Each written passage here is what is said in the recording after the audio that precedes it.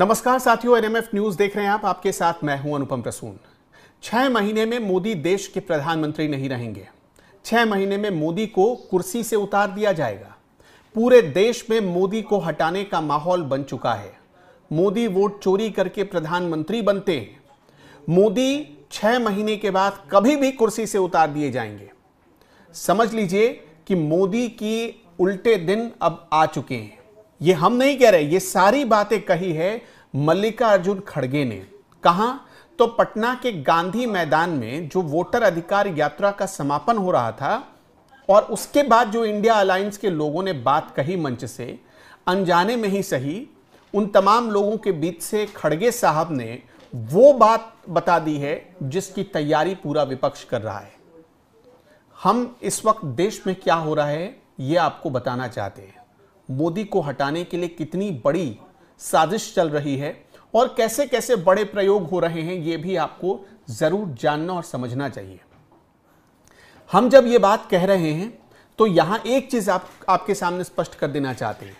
देखिए, लोकतंत्र में धरना प्रदर्शन या विरोध प्रदर्शन होना चाहिए, इसका अधिकार सबको होना चाहिए, लेकिन एक नैतिकता, एक मर्यादा को लांघ कर होना चाहिए। ऐसा नहीं होना चाहिए। हम आपको 4-5 तस्वीरें दिखाएंगे। ये तस्वीरें आपको देखनी चाहिए ताकि समझ में आए। सबसे पहले देखिए कि आज कैसे और कितना बड़ा प्रयोग हुआ दिल्ली में, कनॉट प्लेस में कितना बड़ा प्रयोग हुआ है, वो आपको जरूर देखिए। तस्वीरों से आपको दिखाते हैं। तस्वीर क्या है सुनिए, समझिए और जरा जोर डालिएगा दिमाग पर। भाई जय गौ माता, जय श्री राम, हर हर महादेव सभी मेरे भाइयों को। भाई ये फिलिस्तीन के समर्थन में ये पूरे दिल्ली के जितने भी मुसलमान हैं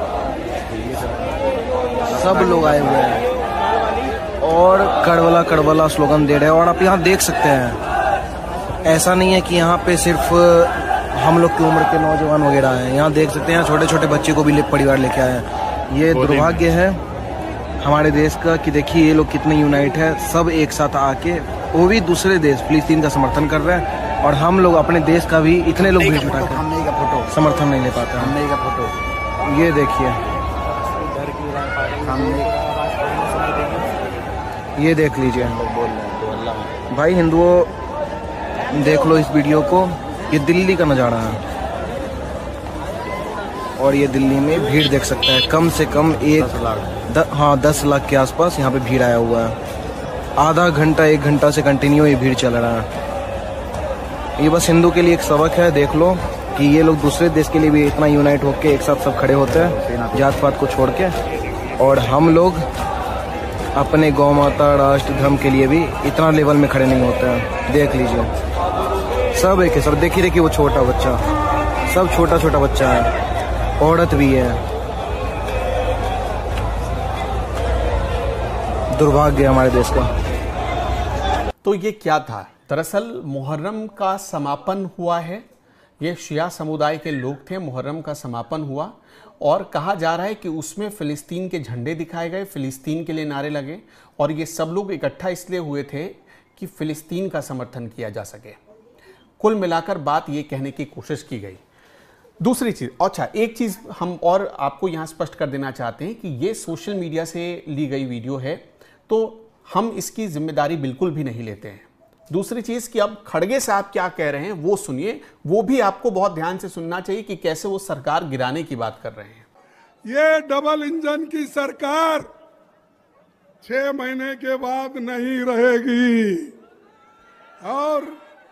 और ये सरकार, जो नई सरकार आएगी वो गरीबों की सरकार होगी, गरीब महिलाओं की सरकार होगी, दलितों की सरकार होगी, पिछड़ों की सरकार होगी। तो कहना ये चाह रहे थे मल्लिकार्जुन खड़गे कि हम अगले 6 महीने में सरकार को गिरा दें, आप कुछ ऐसा करिए और सरकार गिर जाएगी। दूसरी चीज, अब आपको लेकर चलते हैं महाराष्ट्र। महाराष्ट्र में भी एक प्रयोग हो रहा है, तो उसके बारे में भी आपको जानना चाहिए। महाराष्ट्र में अभी हाल ही में मनोज जरांगे पाटिल वो आरक्षण के लिए, मराठा आरक्षण के लिए धरना पर बैठे हुए हैं, अनशन पर बैठे हुए हैं और उनके मुताबिक आज से उन्होंने जल भी त्याग दिया है, मतलब जल भी ग्रहण नहीं कर रहे हैं। अब देखिए कि 29 तारीख से उनका आंदोलन शुरू हुआ 29 तारीख को जब वो आंदोलन करने के लिए आ रहे थे, उसी वक्त देवेंद्र फडणवीस ने कहा था कि इस वक्त सही समय नहीं है। क्यों? क्योंकि गणेश उत्सव चल रहा है महाराष्ट्र में। आप मत करिए, एक माहौल मतलब एक नेगेटिव माहौल बनता है। ये उत्सव का माहौल है तो उत्सव का माहौल रहने दीजिए। उन्होंने फिर भी किया, जबकि उनको कोर्ट से पहले ही कह दिया गया कि भाई आरक्षण नहीं बढ़ सकता। सरकार की भी अपनी मजबूरी है और ऐसा नहीं। इसके बाद भी देवेंद्र फडणवीस ने कहा है कि आप आकर बैठकर बात करिए और उनकी जो सबसे बड़ी डिमांड है कि सारे मराठाओं को ओबीसी में डाल दीजिए, जो पॉसिबल है ही नहीं। मतलब कि जो ब्राह्मण है उसको भी ओबीसी बना दीजिए और जो ओबीसी है उसको भी ओबीसी बना दीजिए। तो क्या सरकार ऐसा मोल लेगी खतरा? ये भी अपने आप में बड़ा सवाल है। आप पहले देखिए कि आंदोलन के नाम पर जो उनके समर्थक आ रहे हैं वो बेस्ट बस में क्या कर रहे हैं।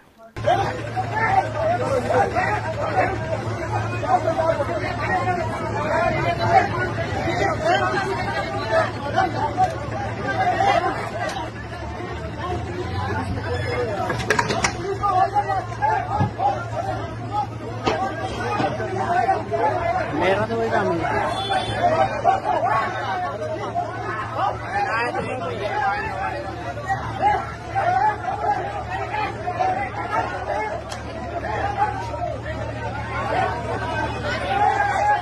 यार खाने का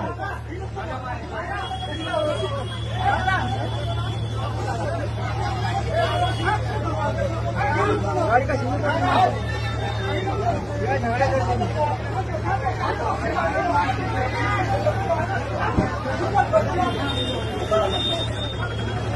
अब आपको लेकर चलते हैं पश्चिम बंगाल। आज पश्चिम बंगाल में ममता बनर्जी की तरफ से भी कुछ कहा गया है। तो ममता बनर्जी ने जो कहा है उसकी निंदा की है शुवेंदु अधिकारी ने, जो पश्चिम बंगाल में नेता विपक्ष है। शुवेंदु अधिकारी ने कुछ बड़े गंभीर आरोप लगाए हैं ममता बनर्जी पर, और ये क्यों लगाए हैं वो हम आपको बाद में बताएंगे। सबसे पहले ममता बनर्जी को सुनवाते हैं। আপনারা মাইকের তার থেকে শুরু করে পোস্টার থেকে শুরু করে তৃণমূল কংগ্রেসের ফ্ল্যাগ থেকে শুরু করে সবকিছু সরিয়ে দিতেন না। It is unethical, unconstitutional, undemocratic, unethical and misuse of BJP power. They want to use army for their own purpose. This is a sad message of the day, and that's why they don't care internal security, they don't take care border security, they don't care the external security. They only care in Bengal, of course, all India Trinamool Congress. लेकिन जितना करेगा इसका result इतना बुरा होगा, ये नहीं करना चाहिए। इससे ज्यादा मेरे को कुछ कहना नहीं है। From today itself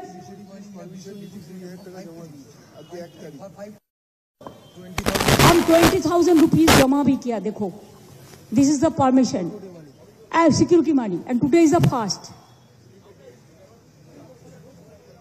You should have asked us give more money. There was no program for any other political party. Only Saturday and Sunday we used to do it. আমরা শনি রবিবার করি, আমরা টাকাও দিয়েছি, যে প্রোগ্রাম হয়েছে তার জন্য সিকিউরিটি মানি দিয়েছি। আমরা কিন্তু ওদের কাছে সিকিউরিটি মানি নিই না। পুলিশ কিন্তু নিতে পারে অনেক, কখনো আমরা নিই না। ममता बनर्जी ने कहा कि जैसे ही मैं मैदान में आई तो वहाँ पर 200 जवान थे जो उनको देखते ही चले गए। उन्होंने कहा कि बीजेपी आर्मी के जवानों को अपने एजेंडे के लिए इस्तेमाल कर रही है। देखिए, आर्मी पर हमला था, आज आर्मी के खिलाफ वहाँ मौजूद लोगों को भड़काया गया। और पश्चिम बंगाल में आर्मी क्यों भेजी गई? आर्मी, देखिए, पश्चिम बंगाल में आर्मी का मतलब वहाँ सीआरपीएफ के कमांडोज हैं, सीआरपीएफ के जवान हैं। आपने देखा बीएसएफ के जवान बॉर्डर फेंसिंग के लिए वहाँ पर तैनात किए गए हैं। उनको वहाँ पर आर्मी कहा जाता है, जो बंगाली भाषा में उनको आर्मी कहते हैं लोग। तो इस तरह से शुवेंदु अधिकारी ने कहा कि ये कहकर ममता बनर्जी आर्मी के जवानों का अपमान कर रही हैं। और एक प्रयोग तो हमने आपको एक वीडियो में दिखाए हैं कि मोदी सरकार के मंत्रियों को चुन चुन कर टारगेट किया जा रहा है। इसके अलावा एक चीज़ और आपको इसमें बता देना चाहते हैं कि आप देखेंगे बिहार से लेकर उत्तर प्रदेश से लेकर दिल्ली, स्टूडेंट प्रोटेस्ट को भड़काने की कोशिश की जा रही है, स्टूडेंट प्रोटेस्ट को। और मत भूलिए कि जितने भी बड़े परिवर्तन हुए हैं उनके पीछे स्टूडेंट प्रोटेस्ट बहुत बड़ा कारण हमेशा बनता रहा है। तो इस तरह से भड़काने की कोशिश पूरे भारत में हो रही है। तो हमने 6 तरीके आपको बताए जो इस वक्त चल रहा है, और 6 महीने का समय है जो कहा जा रहा है कि नरेंद्र मोदी के पास बचे हैं। पंकज जी मेरे सहयोगी मेरे साथ जुड़ रहे हैं। पंकज, ये देश में ये जो 6 तरीके के प्रयोग एक साथ जो हो रहे हैं, ये संयोग है या एक साजिश? मैंने अब से 3-4 महीने पहले एक वीडियो में बताया था कि अक्टूबर नवंबर में इस देश में एक विप्लव होगा, बहुत आंदोलन होंगे और अलग अलग शहरों में होंगे, और उन सारे आंदोलन का मकसद ये होगा कि नरेंद्र मोदी को सत्ता से उखाड़कर फेंक देना है। ये मैंने उस वक्त बोला था जब बांग्लादेश वाला मैटर चल रहा था। मैंने उस वक्त, आप पुराना वीडियो निकाल के देख सकते हैं मेरा, मैंने बताया था कि अक्टूबर नवंबर में इस देश में अलग अलग शहरों में अलग अलग मुद्दों पे प्रोटेस्ट होंगे। अंत में ये सारे प्रोटेस्ट कोऑर्डिनेट करके दिल्ली सीज की तैयारी की जाएगी और डिमांड यही होगा कि नरेंद्र मोदी को किस तरह हटाया जाए। ये अगले 6 महीने में होने हैं, और इसके लिए पैसा कहां से आ रहा है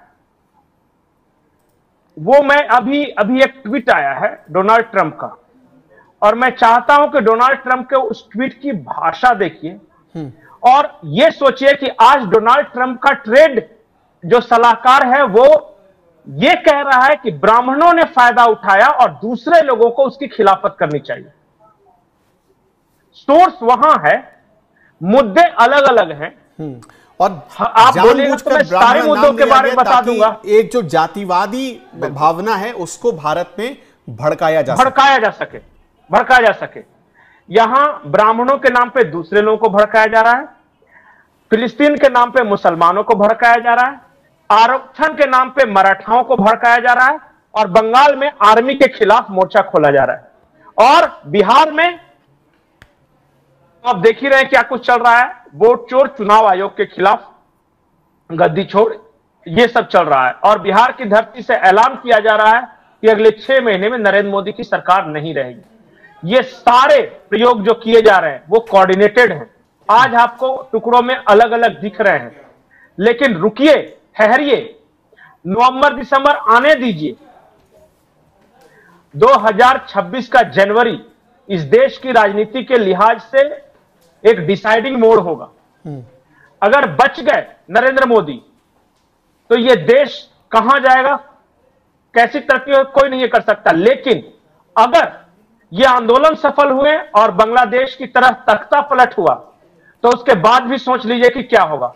ये मैं आपको बताता हूं, एसएससी के नाम पे स्टूडेंट, मराठा रिजर्वेशन के नाम पे मनोज दरांगे पाटिल, आर्मी के खिलाफ अभी तो मायो वाला ये जो प्रोटेस्ट मार्च चल रहा था वो हुआ ना, अभी देखिए वहां बॉर्डर फेंसिंग के नाम पे क्या विप्लव होता है, और एसआईआर के नाम पे बंगाल में, बिहार में, उसके बाद आपको दिल्ली में,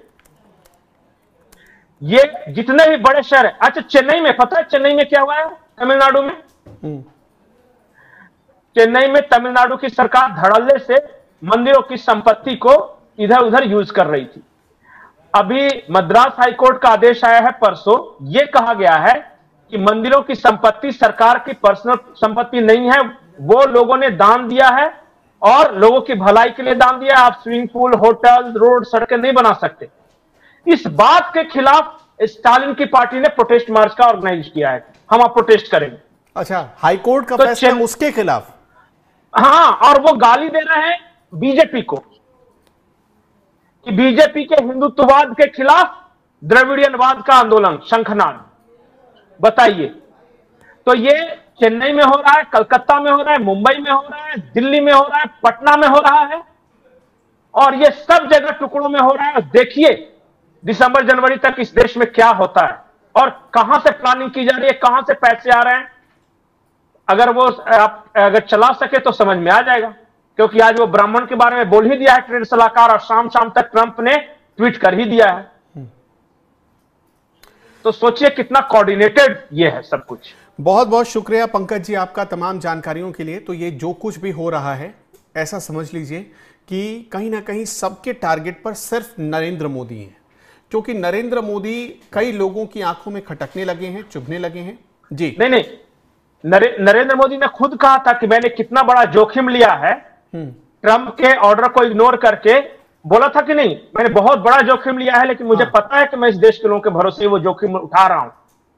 देखिएगा उनके खिलाफ क्या होता है, आपको अंदाजा नहीं लगेगा। और ये शाहीन बाग से बड़ा होगा, किसान आंदोलन से बड़ा होगा, छोटे छोटे आंदोलनों को कोऑर्डिनेट करके दिल्ली में लाया जाएगा और बड़ा विप्लव करवाने की तैयारी है। देखिए क्या। बहुत बहुत शुक्रिया आपका पंकज जी। दर्शकों, सावधान रहने की जरूरत है। ये समझिए कि ये ऐसा वक्त है जब भारत के हर नागरिक को अपने आप में यूनाइट रहने की ज़रूरत है, हमें एकता दिखाने की ज़रूरत है, और तभी शायद ऐसे खतरों से हम संभल सकते हैं। क्योंकि ये सवाल सिर्फ राजनीति भर नहीं है कि ये किसी राजनीतिक पार्टी या नेता के खिलाफ नहीं, ये पूरे देश के माहौल को ख़राब कर सकता है।